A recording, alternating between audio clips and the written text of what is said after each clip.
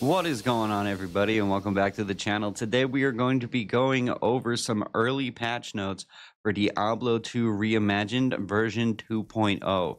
Now, at time of recording, in about an hour or so, they are going to be releasing a test version of Diablo 2 Reimagined 2.0. And anybody who is an elite or ultimate supporter can actually download the patch and give it a shot to go ahead and test that out. If you are interested in playing it early, you can go and become a elite or a ultimate supporter either on Discord or on Patreon. So feel free to go and check that out if you're interested. I will leave a link to their Discord after I finish talking about these patch notes. Now, they have said that it looks like they will probably be releasing this version of the game sometime in early 2025. So I don't know if that means end of January, middle of January, beginning of January, or February. But obviously, we all know that Path of Exile 2 comes out tomorrow. So a lot of us are probably not going to be testing this game out very much. So I'm pretty sure that that's actually why they're doing it like this. Obviously, there's, it needs to be tested. They can't just release it. So yada, yada. You guys understand there's other, things involved to why they wouldn't want to just release it, right? They need to test it and make sure it's working. But anyways, long story short, I am going to be streaming it. I am also going to be playing Path of Exile 2. So if you guys are interested in that, then come on back to the channel and we will play both. Probably going to play one for a little bit during the day, and then play the other one a little bit later, yada, yada. Y'all understand. Let's just go ahead and jump right in. So what are they going to change in version 2.0? Again, these are early patch notes. A lot of this can change or none of it can change. It just kind of depends on how the beta goes. So a version 2.0 of D2R Reimagined. Yes, I'm going to read this to you. So go ahead and grab a snack, or if you're at work, just sit back and you can listen to this and not have to watch anything. And if you're just interested and want to chill, then here we go. So gameplay changes. Hell plus Nightmare rebalancing. HP and damage increases across Hell and Nightmare, which is good because I don't know about you guys, but the game does feel a little bit too easy at times. So it's probably a good thing that they're going to be increasing the damage and the HP. Now, if you've been playing this mod for a while, you probably know that there's two different versions that you can play. There's one version where you have the normal amount of skills, and then the second version where you can actually get 2 skill points per level. If you're playing with the 2 skill points per level, you're probably overpowered and this isn't going to do much to help you. Now, if you want to play this game the way it's intended, then obviously you should be playing it with just the 1 skill point. But I don't care if you play and want to get the extra skill point just so you can feel super powerful, but be aware that things will be way tankier, I'm assuming, and then also that they are going to be able to dish out a lot more damage now. So if you want to play it with the 2 skill points, this might be the time to give that a shot. If you're having difficulty issues where you're just getting destroyed, you can easily just put that in there and then boom, there you go. Now that'll help you out. Because the thing is there's 2 different kinds of players. I know most people playing this mod are probably going to be the hardcore of the hardcore, but at the same time, it wouldn't be fair to just assume that there's nobody out there who's kind of a noob to Diablo. So that's why I'm saying this. If you are a noob to Diablo and you're getting destroyed and you don't really quite know what you're doing yet, then you can add that on there so you can be a little bit more powerful. So I wouldn't be too afraid about that. After that, we have goals is to have Nightmare Terror Zones be a farm point before trying to progress to Hell, which again, I think is great, especially because going off of what I just said, if you are a newer player, a lot of times you will get into Hell and just get obliterated and you feel like you need better gear. Well, in the past, you could do a little bit of farming in Nightmare, but it always kind of felt like you could never really find, obviously, very good gear that's going to get you up into Hell. Now, let me preface that before someone goes into the comments and says, "Oh, you just don't know what you're doing if you're getting destroyed when you're in hell." Dude, this is a hard game, man. We forget because we've been playing this for 20 years, or more, right? So we forget sometimes that this game is actually pretty freaking hard, especially if you're not following a build guide, if you're not, if you haven't already had all of this experience in the game. So I, for one, I'm actually very happy about this because those people who are struggling will now be able to go into hell. And right underneath this, sorry for my scatterbrain, Terrazone's nightmare cap is raised to 80. So the reason I'm saying this is treasure class is going to be 80 now, which is great. It's not the highest class, so there are still items you will not be able to get at nightmare, but raising it to 80 is probably a very good idea because we will be able to find items that are a little more powerful than what we had before. So I actually like this change. I definitely think that it's a good idea. Hell level increase. Minimum level from 67 to 80. Max level from 85 to 98. Hell resist penalty increased from negative 100 to 120. I don't think we're really going to be having too many issues with that. If you are, then yes, you might want to find a build guide, but there are those issues, right, where sometimes you might not have enough resistance. You just need to get more charms. So just go out and get more charms if you're having that issue. Really shouldn't be that big of a deal. So I don't think we really need to worry about that because this will make everything stronger. So character stats, mana regen reduced, time to max increased from 60 seconds to 90 seconds, life/vitality, mana/energy increased by 25%. So that's, that's cool. That'll help you with the difficult monsters, considering everything else is getting kind of a buff.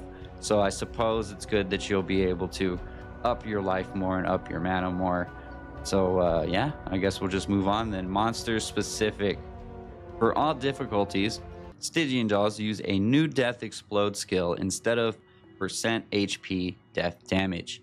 Summoner now has his own version of the Sorcerer skills with increased damage.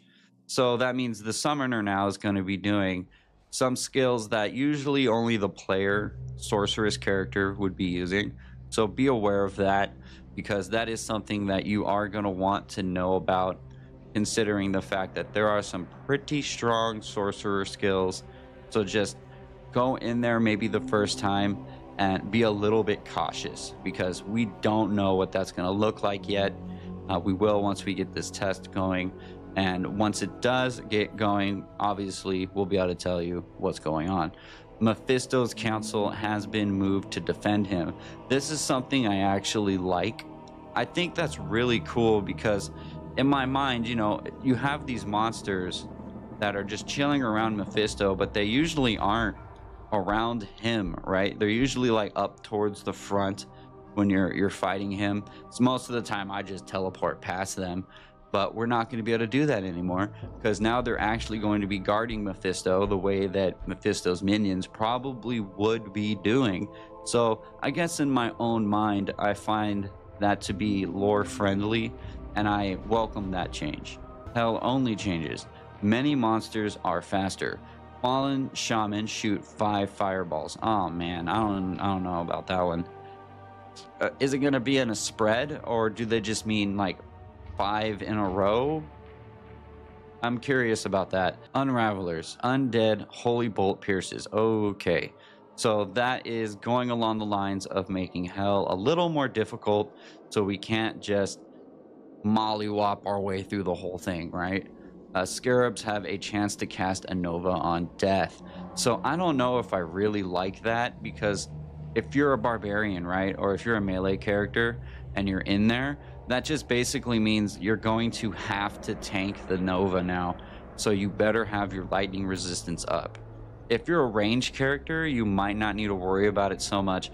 But I think the reason I'm a little iffy on it is because once you get to the maggot layer, if you're running in there and just trying to carve your way through the scarabs, right, to get to the Maggot Queen, then you're going to have to deal with all of these novas, and that might not be fun to deal with in such a tight, confined area. So I will get back to you guys on that one, and when I start testing it, we will see how that goes. But I'm hoping that the chance isn't very high, because I really think a lot of people are going to be having issues with that by the time they get to the Maggot Lair in Hell, especially if they don't have their resistances up to where they need to be, because that's pretty early in Hell. That's Act 2, right? So, I don't know. Mummy family has a low chance for a random curse on death. Okay, you know, cool. Again, just trying to make the game harder. Duriel, I like this one. Duriel now has sarcophaguses in his room that spawn cursed mummies. The fight with Duriel, although it's kind of a noob check, right? At least in the original version of Diablo 2. If you didn't have thawing potions, most of the runs from people who are just starting to play Diablo are probably going to end in Duriel, because they don't realize that they are going to need those thawing potions. We don't really need to worry about that in this version of the game, but now he is going to have monsters around him, which I've always thought it was kind of weird that, you know, the Maggot King, or whatever you want to call him, is sitting there all by himself. You would think that he would have things around him trying to protect him as well, just like Mephisto. So I actually like that change. It's only in Hell, so we're not going to have to worry about that in Normal or in Nightmare. And again, this is them trying to make it a little bit harder, but I actually really like that one, so that one gets a thumbs up for me. Diablo can now cast Fire Nova, Meteor, and Slow Missiles on attack. Again, this is only in Hell. Diablo has never really been that hard to kill, so they're just trying to make him a little bit harder. It's almost kind of like they're trying to add some kind of mechanic to Diablo. Now, there already is kind of the one where you have to try to dodge in between the fire when he throws that out, and you got to try to stay away from his lightning. But I've always felt like getting to Diablo was way, way harder than actually fighting Diablo.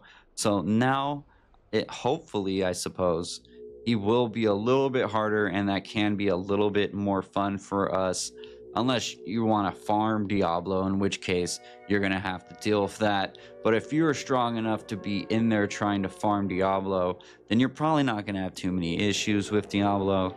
So that, you know, I like that one though. That's still pretty cool.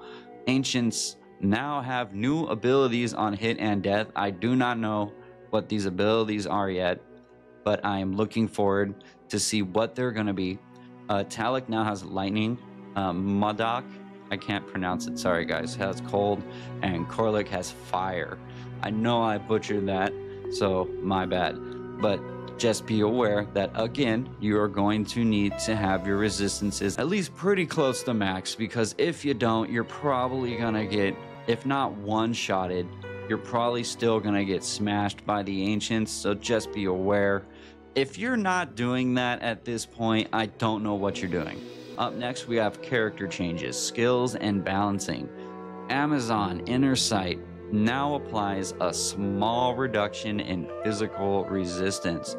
This also currently applies to the Act 1 Mercenaries Inner Sight. So that got a little bit of a nerf. That's all for the Amazon. That's all you have to worry about. With the Barbarian, there's a little bit more. So Howl has been reworked into a short-range cone effect that does physical damage. Synergy bonuses from all shout-based skills. So that's cool. That seems kind of like a buff to me. Howl's never really been something I've really used very much, but at least it does this physical damage, and I'll have to see what it plays like, but that sounds pretty cool. Warcry now deals a small echoing shockwave from each target hit for a percentage of skill damage. Skill curve has been redone. Synergy bonuses extended to include the other shout-based skills. Battlecry no longer reduces enemy defense, now reduces enemy physical damage reduction. These changes also apply to the two-handed Act 5 Merc that uses Battle Cry. So I think I actually like that change. I think I would rather have the physical damage reduction, the reducing of physical damage reduction, I should say, onto the enemies as opposed to having the lower enemy defense. Because if you are a barbarian, most of the time you're probably trying to hit them, right? So if they take more damage after you use Battle Cry, then that's going to help you. Right? Shout. Duration synergy extended to include all shout-based skills. Okay, nice. Battle orders. Duration synergy extended to include all shout-based skills. Battle command. Duration synergy extended to include all shout-based skills. So overall, it sounds like the barbarian is getting buffed a little bit, which is nice because he is going to need that if everything else is going to be way more powerful. Then he is going to need to hit harder. We got Druid now, and it looks like there is a lot of stuff to talk about when it comes to the Druid. So let's just jump right into this. We have Summon Druid has been reworked to allow a more active playstyle and to allow Wolves and Grizzly to be more attractive options with non-summoner skills. All skill prerequisites have been removed. Okay, so that's what's up. That's nice. All elemental skills now have a synergy bonus soft cap of 25 points and an uncapped bonus past 25 points at a reduced rate. Synergy bonuses was adjusted so that the bulk of the previous synergies, 25 to 75 points, are now in the first 25 points. Synergies were changed from previous limitations to now work with all elemental skills. For example, Fissure can gain more fire damage from Tornado. Man, that's a mouthful. That's a lot, bro. Woo, okay, so let's just keep on going then. Raven reworked to be a more active skill for a summoner druid. Now deals splash damage. Nice, that's pretty cool. Now has synergy with all druid summoning skills. Cap raised to 10 and hits reduced to 3. So if you like your Ravens, then there you go. Spirit Wolf no longer has synergy with Dire Wolf or Grizzly. That's interesting. I wonder why they made that change. Previous synergies are now backed into the skill scaling. Max Wolves have been reduced from 10 to 5. Ouch. Ouch. Ooh, oh man. I mean, I guess that's okay. I guess most of the time you'd rather use Dire Wolf, but I don't know. To me, that seems like a pretty hefty nerf right there. Is Spirit Wolf like that powerful that they needed to nerf it that much? Tell me in the comments. Let me know. Now has a chance to cast Cold Twisters on hit. All right, well, that's good, I suppose. Now inherits the player's Cold Pierce stat. Now has a synergy with all cold and wind elemental skills. Okay, so I mean, I guess it sounds like it's a little more powerful, but just the max wolf cap being reduced to 5, that just seems like a lot to me. But maybe it's to balance out how powerful it's going to be. And, you know, I mean, I guess it don't really matter considering people usually are destroying this game. So, yeah, it's going to be a lot harder now. Moral of the story, that's what it sounds like is about to be happening, guys. Dire Wolf no longer has synergy with Spirit Wolf or Grizzly. Previous synergies are now baked into the skill scaling. Max Wolves have been reduced from 5 to 3. Again, they're reducing it, so eeks, man. Druid players, let me know how you're feeling right now, because to me it seems like that's a straight up Nerfville, right? Let me know how you guys feel. Now deals fire damage on hit. Now has a chance to cast Firestorm on hit. Now inherits the player's Fire Pierce stat. Now has a synergy with all fire, elemental skills, and fire claws. So, okay, so it seems like they're trying to add more elemental damage to the druid if you're summoning things. I just don't know if I don't know. I feel like that's something I have to think about, because I guess it's a give and take. You're gonna lose some of your summons, but you're gonna be more powerful with them at the same time. So, okay, I guess it just depends on your playstyle. Grizzlies no longer has synergy with Spirit Wolf or Grizzly. Previous synergies are now baked into the skill scaling. Max Bears remains at 2. You can't separate a bonded pair. Nice. Okay, so at least you got that still. Now has a chance to cast Shockwave on hit. Now has a synergy with all physical shape shift skills. Heart of the Wolverine. Reworked slightly to be more attractive to all builds. Damage per reduced. Now gains increased attack speed and faster cast rate per hard point. So cool. That's what's up. Spirit of the Barbs. Let's just go. Reworked to be a debuffer spirit. Now provides an aura that reduces the resistance and physical damage reduction of nearby enemies. So that's nice. I would definitely take that, especially if I can't summon as much. Creeper Vine now inherits the player's poison pierce stat. So once again, like I was saying, looks like they're really trying to take that and make it so that you are stronger in terms of your character, but your summons are a little weaker, but they overall give you more elemental damage, which is something that will probably help most players. Solar Creeper now causes physical damage in an area and applies open wounds. Nice. So you have a reliable source now of open wounds without even having to have it on a piece of gear. And open wounds is something that the druid really is going to be appreciating, especially if you're trying to go up against some Ubers. So let's look at Necromancer real quick. Decreased PDR/IAS on Decrepify from 50% to 25%. Also impacts enemy curses. Decreased based PDR on amp damage and mated scale linearly also impacts enemy curses, so at least it's not just you, it's also for the enemy curses as well. Okay, so it looks like that's pretty much it for the character changes, but let's go over the other changes that they have also made, starting with several helmets can now roll up to 4 sockets. So I'm assuming that that means that there was probably a lot of helmets that could not get 4 sockets, which we all know. I'm pretty sure all of us have ran into that issue where we're trying to find a helm, but there's only like a specific kind. I wonder if Shaco can have 4 sockets now. That would be pretty cool. I don't think it could in the past. I might be wrong on that, but I'm pretty sure it couldn't. New recycle recipe. Okay, so this is a new cube recipe. So cubing 3 unique or set rings and an amulet plus an identify tome creates a rare jewel. Okay, well that's cool.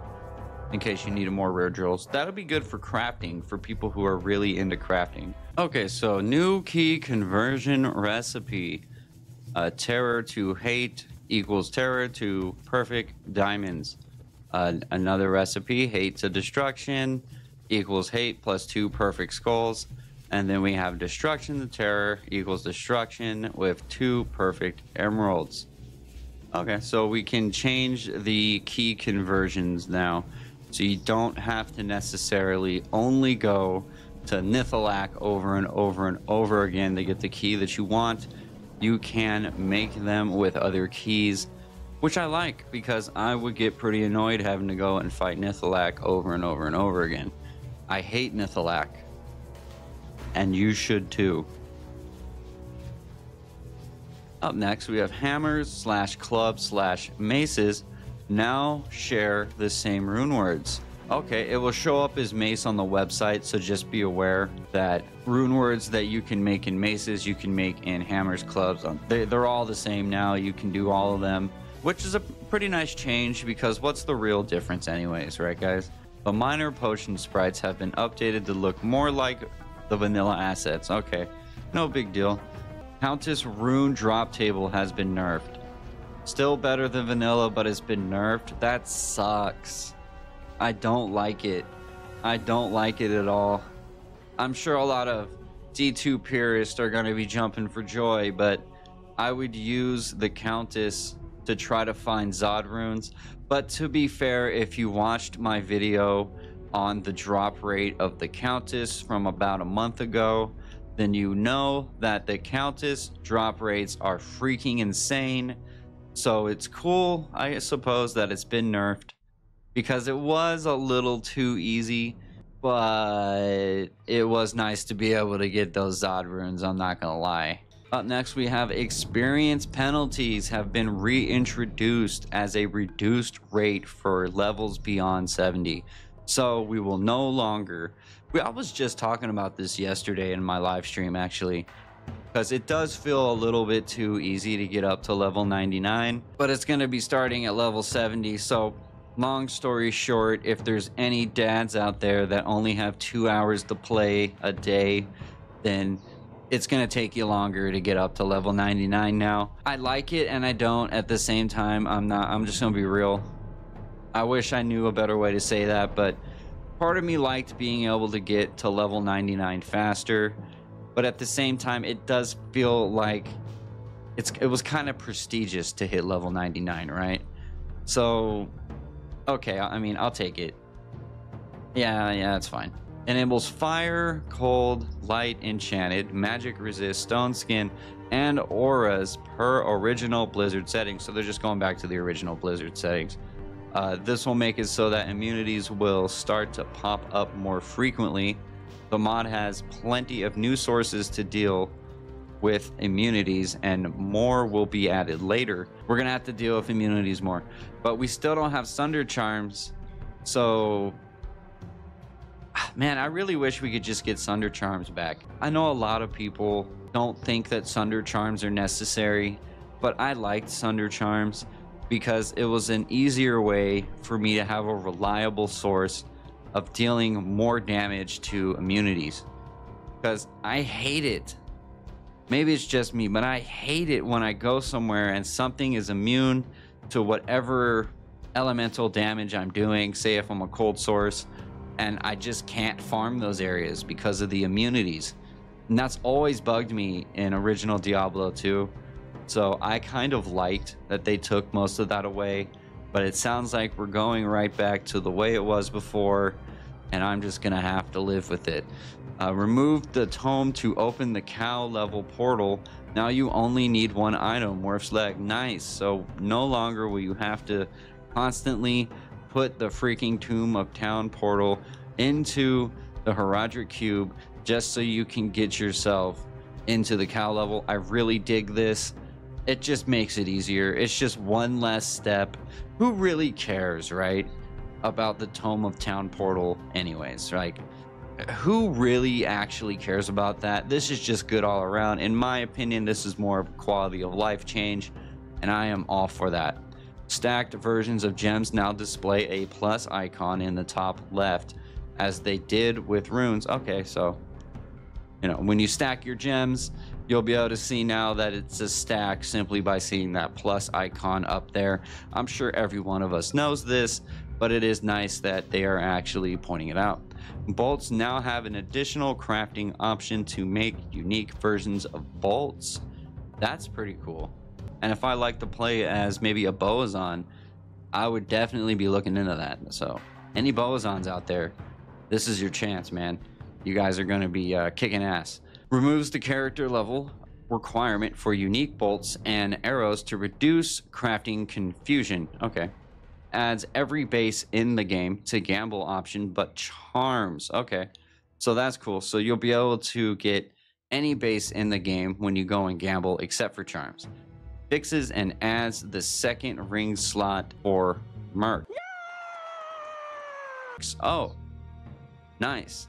So now our mercenary will be able to have 2 rings instead of 1, the way it is right now. Skill hotkeys UI has been improved. I'm pausing here because I know this is very, very specific to just me, and maybe a couple other people out there who might do this. When I play the game, I actually don't like using the F keys for my skills. I actually usually switch it to, I'm looking at my keyboard, Q, W, E, A, S, D, Z, X, C. So the way that they just updated Diablo 2, not these guys, but I mean original Diablo 2, where they added the WASD movement, which is obviously just a ploy to get Path of Exile 2 players into playing Diablo 2. I don't like it at all. I really hate it. There's no reason for Diablo 2 to have WASD movement, and I don't get it. So I'm hoping that with this version of the game, we will still be able to assign keys for our skill hotkeys, because I don't actually want to be using the F keys. It feels counterintuitive to me. Like, I have to reach all the way across the keyboard. You know, I'm constantly doing this. You can't see what I'm doing, but you get it. So I always really like to have them down here, because to me, it's just easier to play that way. But hopefully I can still use QWE blah, blah, blah, because that's the way specifically me, that's the way I like to play the game. Added item effect for some skills, so they could be used for CTC effects. Okay, let's go ahead and talk about bug fixes, because this very first one right here, I read this and I literally said out loud, I freaking knew it. The conversion orb recipes, which would not work at certain character levels, should be resolved. Praise the Lord. Because I would use the conversion orb and it wouldn't work sometimes, and it would piss me off, and I would swear up and down that it didn't work. And every time I would say that, whether it be on stream or in the Discord, people would always like comment or talk to me like I'm insane. Like, what do you mean the conversion orb doesn't work? And I was really starting to wonder about that. I was really starting to question my own sanity, because I'm like, dude, I'm telling you, it don't work sometimes. It's weird. But it looks like I was right. It's fixed now, though, so none of you have to worry about that. But I was just really happy to see that, because I thought I was losing my effing mind when it didn't work. And thankfully, I'm not. Fixed an issue with some sounds not being affected by the volume slider in the settings menu. I never had that issue, but it's fixed. Fix the mark damage being shown in the incorrect area on the controller. Oh, well, I don't use a controller, so I don't have to worry about that one. Updates the 3 rare ring to equal a rare amulet. 3 rare rings equals 1 amulet. Yeah, we all know this. I'm gonna skip the next one. It's the exact same thing. Fix several missing legacy graphic sprites. Interesting. How many of you guys out there play on legacy mode? I know I don't. In fact, the only reason I'm playing Diablo 2 Reimagined is because it's not original Diablo 2. It's a mod for Diablo 2 Reimagined. Because if I was playing original Diablo 2, I'd probably be playing Median XL or Project Diablo 2. But even then, I'd much rather play Median XL. I'm literally only playing Reimagined because it's for Resurrected. So I'm really curious to know, does anybody out there actually play on the legacy graphics setting? I'm curious, let me know. Fixed monster auras not working. Okay. Fix the flawed emerald reference leg, which is Worf's leg. Flawed ruby reference FRG, which is flawless ruby grabber. Yeah, I've seen those before in the text, so good thing that we actually got that fixed. Fixed all attribute rolls on corruptions. God, I hope that's right, because that's another one that I feel like I'm losing my mind with. I've used so many corruption orbs, and I feel like I've gotten more bricks than actual new affixes. I literally bricked a Harley Quinn crest with a corruption orb, and I will never do it again. But the good news is I had like 6 Harley Quinn crests, because it's actually a set item now, and most of them dropped from the Countess. Hopefully we can still get it at the Countess, but I guess I will find out once I start playing it. Fix the inability to purchase or sell items that contained the replenish quantity mod. I didn't even know that was a thing. Wow. Well, it's fixed now, so it don't matter. Fix conflict between add item stat and vanilla reroll recipe. Add stat requires 9 instead of 6 perfect gems. So now you're gonna have to use way more gems, so I guess you want to save even more of your gems. And I've been saying for a long time, you need a lot of jewels, and you're gonna need gems once you get to the end game. So if anyone here, well, if you're still here, you're probably a hardcore of a hardcore. Let's just be real. But if you're not, and you're a noob, you need to save that stuff. You're gonna need that for end game farming. You're gonna need that for end game crafting. So definitely don't just throw those out all willy-nilly. And it looks like that's pretty much it. We could go through all of this stuff over here, but this is just kind of the log of things that happened and of things that have been changed and who changed them. don't think we really need to go through that. I guess I can at some point if people really want me to, but I'm imagining most people don't. So I think that's pretty much it for this one today, guys. If you're here, I appreciate every single one of you. And everybody have a good day. Hope you enjoyed. Hope that you're excited for the 2.0 version of Diablo 2 Reimagined. And again, I will put some links down in the description, and you can go and actually get your hands on this yourself if you want to test it out. Just remember, you need to be either an elite supporter or an ultimate supporter. I don't think you can actually do the ultimate supporter option unless you do it on Patreon.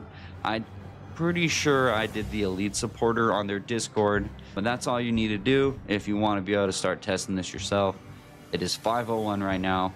I need to go and check the Discord, and pretty soon here I will probably be streaming, and let's see how the game looks. I think I'm gonna make an assassin and start over again. Yeah, so thank you all, everybody, and I will see every one of you on the next video. So late.